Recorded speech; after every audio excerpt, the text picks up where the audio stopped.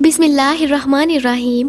شروع اللہ کے نام سے جو بڑا مہربان نہایت رحم کرنے والا ہے۔ السلام علیکم ناظرین، امید کرتی ہوں آپ سب لوگ خیریت سے ہوں گے۔ اصحاب کہف وہ 7 لوگ ہیں جو اپنا ایمان بچانے کے لیے ایک غار میں چھپ گئے تھے اور اللہ تعالیٰ نے ان کو 300 سال تک سلا دیا تھا۔ اللہ تعالیٰ نے اس واقعے کو سورہ کہف میں بھی وضاحت کے ساتھ ارشاد فرمایا ہے، لیکن اس واقعے کو شروع کرنے سے پہلے آپ سے گزارش ہے کہ اگر آپ نے ابھی تک ہمارا چینل سبسکرائب نہیں کیا تو پلیز چینل کو سبسکرائب کر لیجئے گا۔ تو آئیے چلتے ہیں اپنی اس ویڈیو کی جانب۔ اصحاب کہف کا واقعہ حضرت عیسیٰ علیہ السلام کے دور میں پیش آیا، جب اللہ تعالیٰ نے حضرت عیسیٰ علیہ السلام کو فلسطین کے علاقے میں دین کی تبلیغ کے لیے بھیجا۔ یہ علاقہ اس وقت رومن امپائر میں شامل تھا۔ یہاں بت پرست لوگ رہتے تھے۔ یہاں پر ایک یہودی بادشاہ کی حکومت تھی۔ یہ بادشاہ رومن امپائر کے انڈر ہی کام کر رہا تھا۔ جب حضرت عیسیٰ علیہ السلام نے یہاں تبلیغ شروع کی تو رومی لوگ آپ کے خلاف کھڑے ہو گئے اور ان کو قتل کرنے کا منصوبہ بنایا۔ انہوں نے آپ کو سولی پر لٹکا کر قتل کرنا چاہا،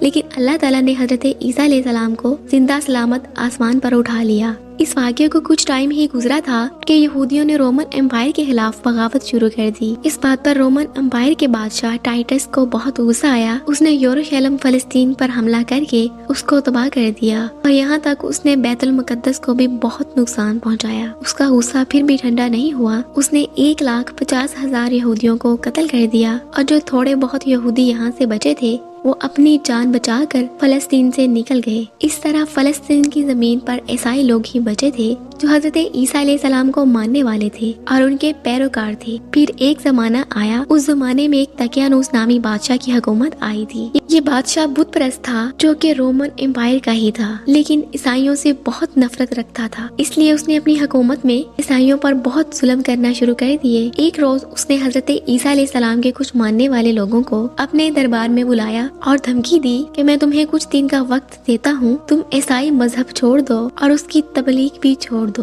ورنہ میں تمہیں قتل کر دوں گا۔ یہ بات سن کر یہ لوگ وہاں سے چلے گئے۔ دراصل یہی اصحاب کہف تھے۔ یہ بہت پریشان ہوئے کہ اب کیا کریں، کیونکہ تقیانوس بادشاہ نے ان کو قتل کرنے کی دھمکی دی تھی۔ انہوں نے شہر چھوڑ کر کہیں بھاگ جانے کا فیصلہ کیا تاکہ اپنے ایمان کو بچا لیا جائے، اور اللہ تعالیٰ پر بھروسہ کر کے شہر سے نکل گئے اور ایک پہاڑ کے غار میں جا کر چھپ گئے اور اسی غار میں سو گئے۔ اللہ تعالیٰ نے ان کو 300 سال تک سلا دیا تھا۔ ان کے ساتھ ایک کتا بھی تھا جو ان کی حفاظت کے لیے غار کے باہر بیٹھا تھا۔ اللہ تعالیٰ نے اس کو بھی سلا دیا۔ تقیانوس بادشاہ نے جب ان لوگوں کو تلاش کروایا تو یہ لوگ کہیں بھی نہیں ملے۔ جب اس کو معلوم ہوا کہ یہ لوگ اس غار میں ہیں تو اس کو بہت غصہ آیا۔ اس نے غار کا منہ ایک دیوار لگا کر بند کر دیا تاکہ یہ لوگ اندر ہی مر جائیں، باہر نہ آ پائیں، اور اس نے اس کام کے لیے جس کو مقرر کیا تھا وہ نیک انسان تھا۔ اس نے اصحاب کہف کے نام اور ان کی تعداد کو ایک تختی پہ لکھ کر اس کو غار میں ڈال دیا اور ایک اور تختی شاہی خزانے میں ڈال دی۔ کچھ عرصے بعد تقیانوس نامی بادشاہ مر گیا اور اس طرح کئی حکومتیں آئیں اور چلی گئیں اور 300 سال کا عرصہ گزر گیا اور پھر ایک بیبروس نامی عیسائی بادشاہ کی حکومت آئی۔ یہ بادشاہ بہت ہی نیک دل اور انصاف والا بادشاہ تھا۔ اس کے دور حکومت میں لوگ دین سے دور ہوتے چلے جا رہے تھے۔ اس بادشاہ کو اپنی قوم کے ایمان کی اس قدر فکر تھی کہ یہ بہت غمگین رہتا تھا۔ لوگ عیسائی تعلیمات چھوڑ رہے تھے، گناہوں میں بڑے ہو کر زندگی گزار رہے تھے۔ اسی بادشاہ نے ایک رات اللہ تعالیٰ سے دعا کی کہ اے اللہ، کچھ ایسی نشانی ظاہر کر دے جس کو دیکھ کر میری قوم کا ایمان تازہ ہو جائے اور دین پر عمل کرنے والے لوگ بن جائیں۔ اللہ تعالیٰ نے اس کی یہ دعا قبول کی اور وہاں غار میں اصحاب کہف کو جگا دیا۔ ان 7 نوجوانوں کو معلوم نہیں تھا کہ یہ لوگ 300 سال سے سو رہے تھے۔ جب ان کو بھوک لگی تو انہوں نے اپنے ایک ساتھی کو کھانا لانے بازار بھیجا اور تاکید کی کہ چھپ کر خاموشی سے چلو اور کھانا لے کر آ جاؤ، اور اس کو کہا کہ یہ بھی معلوم کر کے آنا کہ تقیانوس نامی بادشاہ ہمارے بارے میں کیا ارادہ رکھتا ہے۔ جب ان کا یہ ساتھی غار سے نکل کر بازار پہنچا، کھانا لیا، جب کھانے کے بدلے پیسے دینے لگا تو دکاندار حیران ہو گیا کہ یہ سکے تو اس زمانے کے نہیں ہیں، کیونکہ ظاہر ہے کہ 300 سال پہلے کے سکے تھے جو اب بند ہو چکے تھے۔ دکاندار نے جب یہ سکے دیکھے تو اس کو لگا کہ اس شخص کو کوئی پرانا خزانہ مل گیا ہے۔ اس دکاندار نے اس کو سپاہیوں کے حوالے کر دیا۔ سپاہیوں نے وہی سوال کیا کہ خزانہ کہاں ہے؟ اس پر انہوں نے کہا کہ میں کسی خزانے کو نہیں جانتا، یہ تو اسی دور کے سکے ہیں۔ سپاہیوں نے کہا کہ یہ سکے اس وقت تو بالکل ہی نہیں ہیں، لیکن ہاں بہت سال پہلے ایک بادشاہ گزرا تھا، اس وقت کے سکے ہیں۔ یہ بات سن کر وہ پریشان ہو گیا اور کہا کہ ہم کل ہی تو ایک بادشاہ کی ڈر سے غار میں چھپ گئے تھے، میرے اور بھی ساتھی لوگ غار میں موجود ہیں، اور سپاہیوں سے کہا کہ میرے ساتھ چلو، میں دکھاتا ہوں۔ اس کی یہ بات سن کر سپاہی اس کے غار میں چلے گئے اور اس غار کی تلاشی شروع کر دی، اور وہ تختی بھی ملی جس میں تمام اصحاب کہف کے نام اور ان کی تعداد کے بارے میں لکھا ہوا تھا، اور یہ بھی لکھا تھا کہ یہ مومنوں کی جماعت ہے جو اس وقت کے ظالم بادشاہ دقیانوس کے ڈر سے بچنے کے لیے اور اپنا ایمان بچانے کے لیے یہاں چھپ گئے تھے۔ سپاہیوں نے اپنے بادشاہ پیپروس کو